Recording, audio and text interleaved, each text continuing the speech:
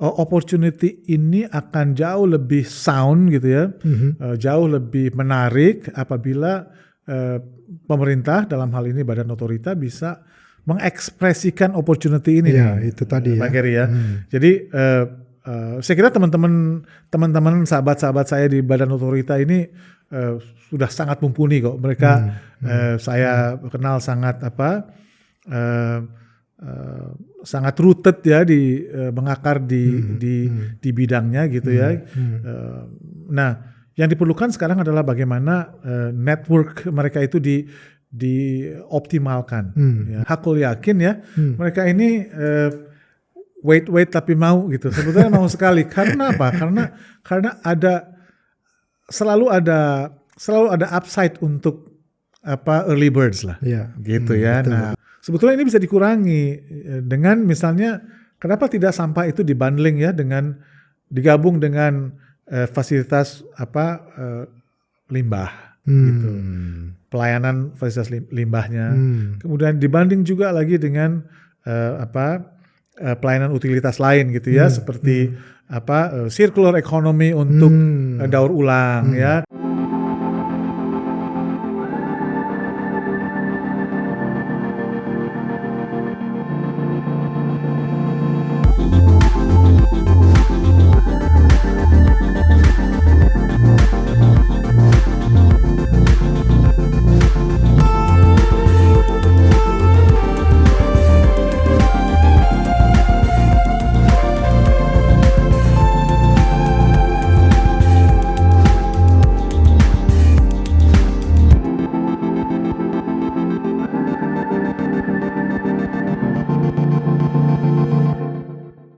Sahabat Roundabout Talk, kita kembali lagi di diskusi kita yang kami beri judul IKN Waiting for Godot.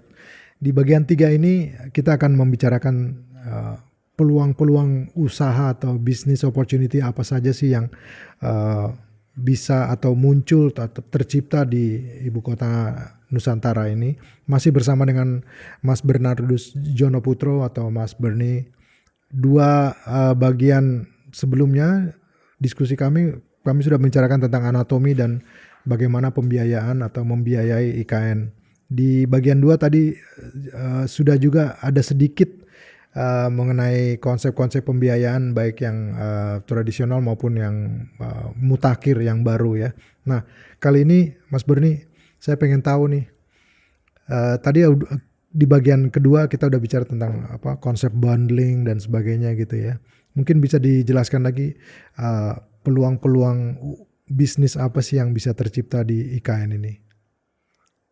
Kalau kita lihat dari rencana tahapan pembangunan di mana pemerintah akan, setahu saya ya, yang sudah dilansir, akan fokus kepada pembangunan kawasan inti pusat pemerintahan KIPP yang 6.000 hektar ya, di mana di situ akan dibangun bangunan-bangunan fasilitas utama pemerintah pusat, ya, kemudian istana dan gedung DPR dan selanjutnya gitu, disertai dengan fasilitas penunjang.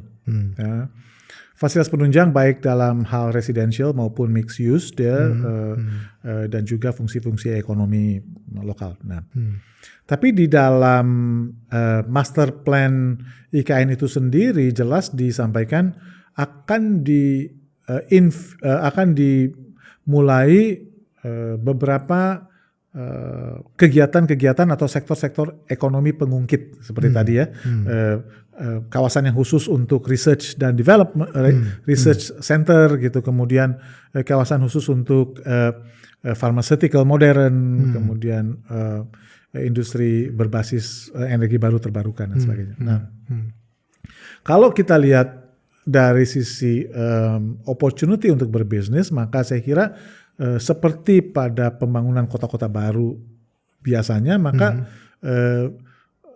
sebetulnya opportunity-nya itu multisektoral ya. Jadi dari mulai sektor utilitas, ya, kemudian infrastruktur dasar, kemudian pelayanan publik, ya, termasuk diantaranya adalah transportasi, kemudian membangun ruang-ruang hidup yang livable. Belum lagi yang sifatnya komersial, ya, baik itu pusat-pusat perbelanjaan skala tertentu, gitu, pelayanan ke airport dan lain-lain, kemudian tentunya juga pembangunan residential different classes ya, karena selain ASN yang tinggal di ibu kota, ada juga tentunya industri, korporasi maupun lembaga-lembaga lain, lembaga internasional. Jadi, nah sektor-sektor ini membutuhkan investasi yang tidak sedikit, dan ini menurut saya ini opportunity ya. Tinggal bagaimana setiap sektor itu bisa tentunya appealing ya kepada pemain di sektor itu. Hanya saya kira opportunity ini akan jauh lebih sound gitu ya, jauh lebih menarik apabila pemerintah dalam hal ini Badan Otorita bisa mengekspresikan opportunity ini. Ya, itu tadi Pak Gary ya. Jadi saya kira teman-teman sahabat-sahabat saya di Badan Otorita ini sudah sangat mumpuni kok. Mereka saya kenal sangat sangat rooted ya, mengakar di bidangnya gitu ya. Nah, yang diperlukan sekarang adalah bagaimana network mereka itu dioptimalkan ya, untuk kita bisa melihat tadi di end of the tunnel ini, cahayanya. Can we have a lighter light please gitu ya. Saya kira konsisten dari beberapa klien dan pebisnis yang berinteraksi dengan kami ya, dengan saya ya. Pertanyaannya itu sangat mendasar ya. IKN mau kemana? Gitu. Saya tidak bisa menjawab karena saya bukan pemerintah gitu ya. Harusnya itu readily available. Saya menenggarai juga ya, saya kira perlu business opportunity ini disupport dengan opportunity ataupun signal-signal dari lembaga-lembaga pembiayaan, baik multilateral maupun saya kira banking ya, lenders ya. Bagaimana lenders melihat ini? Nah, sampai hari ini kok kita dunia usaha saya kira belum banyak mendengar dari lenders ya yang fully briefed atau fully well informed lah mengenai IKN ini.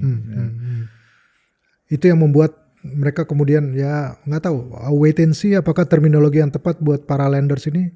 Saya kira wait and see tepat ya, atau lebih wait and see lah, kita lihat dulu. Walaupun sebetulnya saya hakul yakin ya mereka ini wait tapi mau gitu. Sebetulnya mau sekali. Karena apa?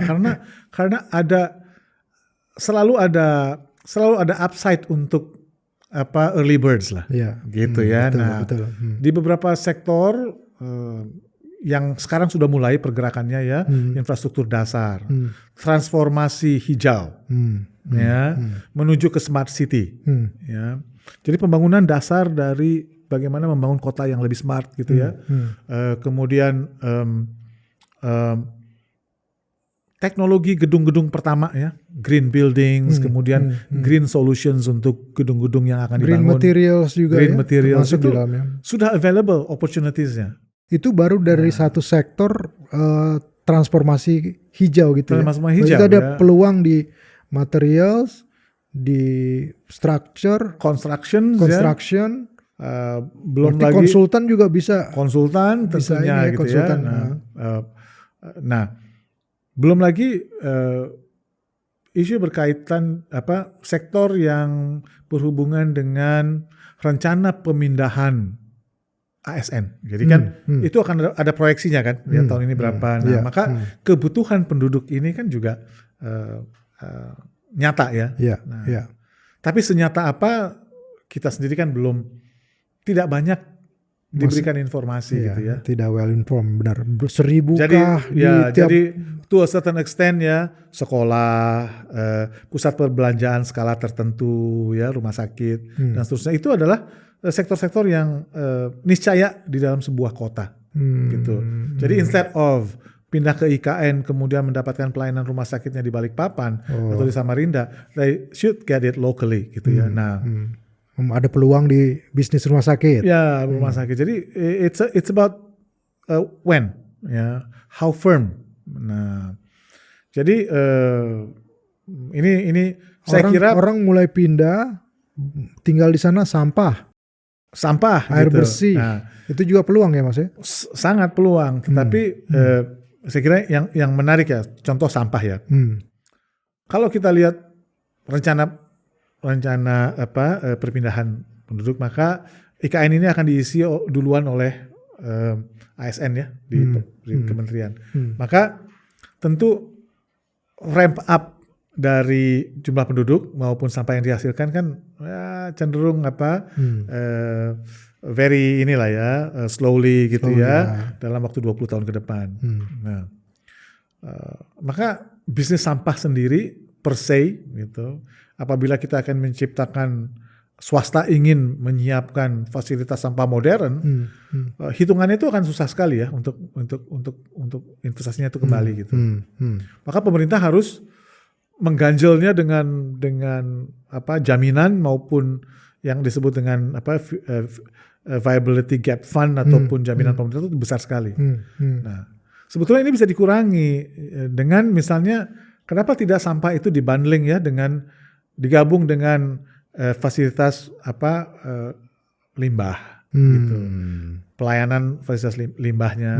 Kemudian dibanding juga lagi dengan pelayanan utilitas lain gitu ya, seperti circular economy untuk daur ulang ya. Kemudian dibanding lagi dengan pelayanan real penyediaan saluran multimedia dan sebagainya. Jadi dengan demikian porsi dari satu sektor itu menjadi besar dan government budgetnya pun ganjalnya itu atau garantinya itu lebih kecil gitu, sehingga over time proyeksi dari bisnis ini jadi menarik gitu. Ada ininya ya, ketika digabungkan seperti itu ada value, investor bisa melihat value-nya. Betul. Jadi ini memang betul-betul harus menjadi perhatian Badan Otorita, dan saya kira teman-teman di sana dengan background-nya yang kita tahu juga banyak di bidang itu harusnya bisa ya. Bagaimana penyediaan transportasi menghubungkan sistem 3 kota Samarinda, Balikpapan, ya, itu juga IKN ini ya, mampu mengajak global players. Nah, saya ingin menekankan ya, kenapa penting kita melihat opportunity untuk global players terlibat ya. Terutama berkaitan dengan aplikasi dari state of the art technologies maupun kaidah-kaidah global yang akan di-apply oleh mereka gitu. Itu penting karena kita sudah mendeklar, pemerintah sudah mendeklar dan saya kira kita semua mahfum ya bahwa kota ini akan menjadi kota dunia. Bukan hanya kota ini dilihat oleh semua orang di dunia, tetapi kota ini harus menjadi bagian dari sebuah network kota-kota dunia yang akan menjadi etalase peradaban Indonesia gitu. Nah, tidak ada jalan lain selain kita mengadopsi, mengadopsi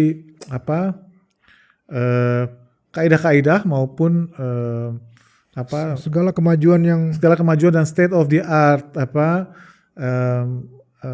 solutions gitu untuk ke depan, untuk semua sektor ya. Jadi mungkin ini godotnya nih gitu. Ini yang harus kita yang kita bersama-sama appeal gitu ya. Bagaimana caranya IKN ini bisa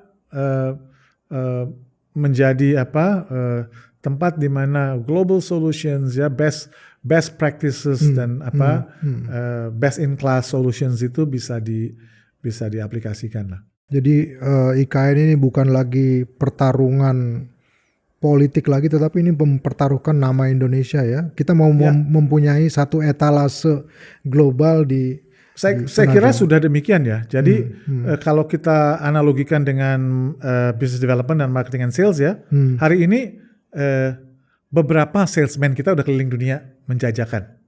Beberapa ya. Ya, ada beberapa flyers IKN sudah bertebaran di dunia ini, gitu ya. Kalau marketing and sales kan gitu ya. Di website juga ada sedikit-sedikit gitu. Tetapi rasanya informasinya belum komplit dan belum bisa dipakai untuk menyusun business case. Oke. Nah, itu yang perlu diperbanyak ya. Itu saya kira yang penting. Dan tadi yang bundling itu kan kreativitas dari pengelola ya. Betul. Jadi kalau kita bisa memproyeksikan opportunity yang ada dengan sound gitu ya, maka saya yakin yang akan tertarik pun banyak. Jadi saya kira para salesman ya, marketer dan business developer IKN yang terdiri dari mulai presiden sampai menteri, sampai ketua Kadin sampai ke menteri BKPM itu sudah mumpuni keliling dunia, harus dilengkapi dan harus dibekali dengan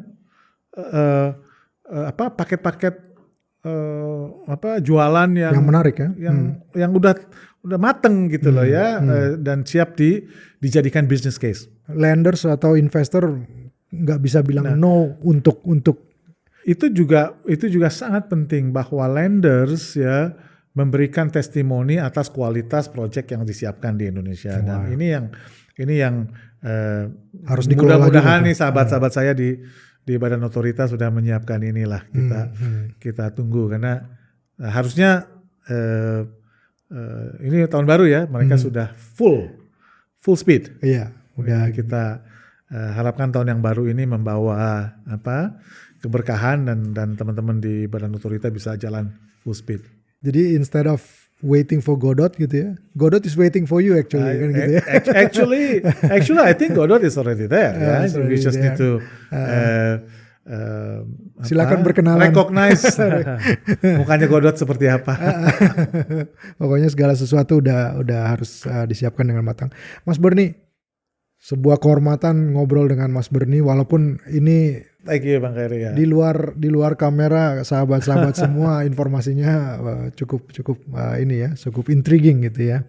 Tapi nanti mungkin kita bisa panggil Mas Bernie lagi untuk membicarakan. Mungkin setelah 3 bulan dari sejak sekarang kita bisa ngobrol lagi Mas untuk melihat lagi, menganalisis kemajuan-kemajuan, bahkan mungkin flyer-flyernya apakah sudah mulai makin banyak lengkap, ya. Gitu. Terus marketernya nggak lagi harus Bapak Presiden gitu ya, udah mungkin kita juga bisa bantu memasarkan gitu ya. Saya nggak tahu gitu ya Mas ya. Yakin lah kalau saya kira kalibernya Bang Khairi ini bisa mengekspresikan ya opportunity. Siap. Terima kasih banyak sahabat Senayan Roundabout Talk. Itulah percakapan kita yang kita beri judul IKN Waiting for Godot. Tadi di akhir kita sudah bisa mendapatkan jawaban bahwa Godot is already actually is there. Tinggal disapa aja, berkenalan lebih lanjut, dan ada pesan dari Mas Bernie tadi agar segala kelengkapan informasi yang membuat para investor itu well informed terhadap apa yang akan dilakukan di IKN, timelinenya, kebutuhannya dan sebagainya, paket-paket yang mungkin bisa dikonsumsi oleh para investor bisa lebih dikenali gitu, sehingga keinginan untuk agar IKN ini terwujud dan bisa segera kita lihat showcase Indonesia di tatanan global ini bisa terwujud, bisa terjadi. Saya Khairi Nadiak, saya mengakhiri diskusi episode kedua dari Senayan Roundabout Talk ini. Kita akan ketemu di episode selanjutnya yang akan membahas family business, bagaimana sebuah family business, usaha keluarga bisa bertahan atau bisa mempertahankan diri kita akan membicarakan itu secara mendalam dengan Mas Stefanus nanti. Tapi sebelum sampai ke episode ketiga itu nanti, saya ingatkan kembali agar sahabat-sahabat semua mengklik tombol like, subscribe, dan memberikan komentar kepada kami agar channel ini makin berkembang sehingga kami bisa memberikan informasi yang lebih bermanfaat kepada sahabat-sahabat semua. Akhir kata, terima kasih. Sampai ketemu di episode berikutnya.